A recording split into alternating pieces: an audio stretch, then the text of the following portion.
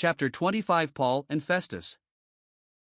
We have followed Paul step by step as he answered the charge of sedition, first on the temple stairs in Jerusalem, then before the chief captain himself, and later, before Felix. As Acts 25 opens, he is still in the prison at Caesarea, but Felix has been displaced by Festus.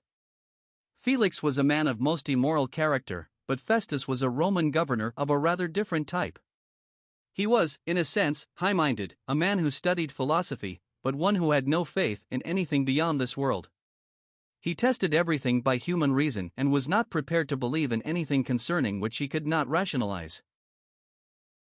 This man was scarcely in office only 3 days when he went up from Caesarea to Jerusalem, and the high priest and other leaders of the people informed him of their charges against Paul. They pleaded with him that he would send for Paul to come to Jerusalem, because they secretly plotted to kill him on the way. What a corrupt thing religion is when it leaves God out. These men were the religious leaders of the people, yet they sought in this nefarious way to destroy the Apostle Paul. Their own plans were flagrantly contrary to the law, yet they pretended that they wanted to judge him in accordance with the law. However, Festus, fortunately for Paul, answered that the apostle should be kept at Caesarea and that he himself would return there shortly. Then he added, "If you have anything against the man, send your accusers down and I will hear them at my judgment seat." So we read in verse 6, "And when he had tarried among them more than 10 days, he went down unto Caesarea, and the next day sitting on the judgment seat commanded Paul to be brought." One notices the energetic way in which this man Festus does things. He is the very opposite of Felix. Felix, the procrastinator, always put things off, always said, "Tomorrow, some other day, some other time, when I have a more convenient season."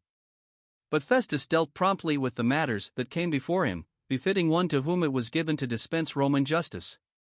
And when he was come, the Jews which came down from Jerusalem stood round about, and laid many and grievous complaints against Paul. But Paul was a man who had nothing to fear. He had always made it a point to have a clear conscience before God and before men. He could stand at the judgment seat of Festus and say, "There is absolutely no charge of criminal action of any kind that can be proven against me." Not one of their charges could be sustained.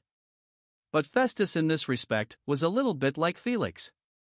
Wanting to please the Jews, he asked Paul if he would be willing to stand trial before him in Jerusalem. However, Paul recognized that he had certain rights as a Roman citizen, and he insisted on the recognition of those rights.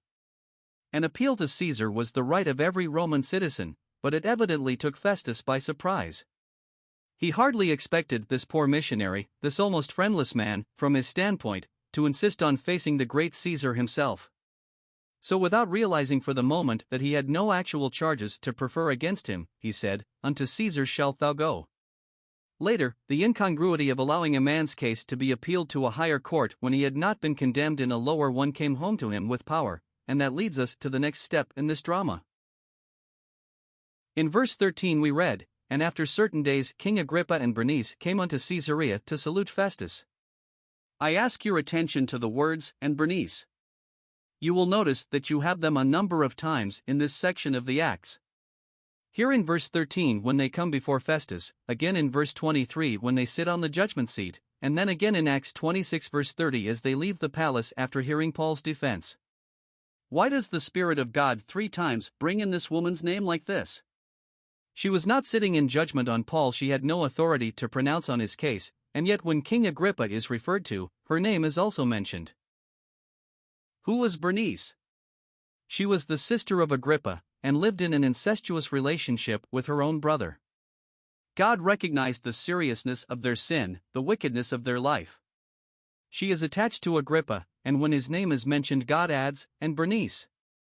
If Agrippa died unsaved, we may be sure God links Bernice with him still, and when Agrippa stands eventually at the judgment of the great white throne, Bernice will stand there with him. It is a terrible thing to sin against God, to trample God's truth underfoot. Sin once embraced will be with you forever unless you find deliverance through the atoning blood of the Lord Jesus Christ.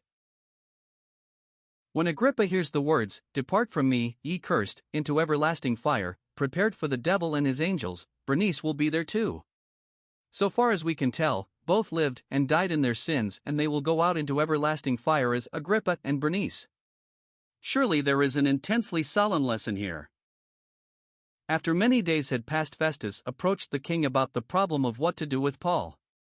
Festus had taken it for granted that Paul must have been guilty of some very grave crime, either against the Jews themselves or against the Roman Empire.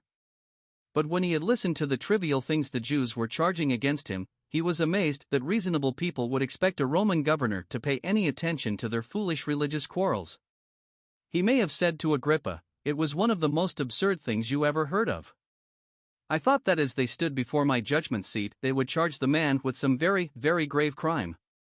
Instead, they talked of trivialities of their own Jewish faith. Then they thrust forth the silly idea that this man Paul was going through the country talking about a man named Jesus who was dead. Everybody knows he had died, everybody knows he was crucified. But their charge against Paul was that he preached that this Jesus who was dead is now alive." I think I can see the lips curl as Festus, the rationalist, looked inquiringly into the face of Agrippa as if to add, "Did you ever hear the like? All this fuss about a man who is dead, simply because Paul imagines he is alive again, something that nobody of course believes." It was a very small thing to Festus, this story of one Jesus who was dead, but whom Paul affirmed to be alive. Festus did not realize it, but the resurrection of Christ is the greatest matter that the world has ever been called on to face. That story about the resurrection of Jesus was to be declared throughout the world. It was to overthrow the paganism of Rome, to make men over, and eventually to bring in a new heaven and a new earth. And yet it seemed such a trivial thing to this philosophic Roman. Now Agrippa was one thoroughly conversant with the Jewish religion, and doubtless he had heard a great deal about this new Christian movement. Certainly he seemed to have a genuine desire to hear what Paul had to say for himself. We are told that on the morrow Agrippa was come, and Bernice. Then Festus introduced the subject of Paul and his dilemma. "You see, it is customary in law that if a lower court passes on a man's case and condemns him, he may appeal to a higher court, and then all that has proceeded in the lower court is presented for the examination of the higher court. Yet Paul had not been condemned by any court, and in order that he might have a fair hearing he appealed to the highest court of the land, Caesar himself, and Festus did not know what charges to bring against him.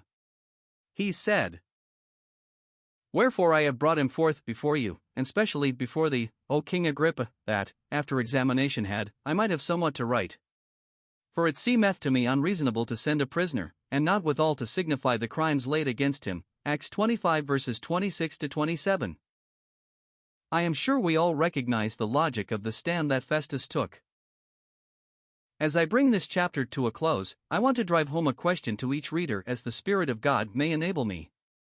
This one, Jesus which was dead, whom Paul affirmed to be alive, what does he mean to you today? Do you know him as the one who was crucified on Calvary's cross, the one who was buried, but was raised again for our justification?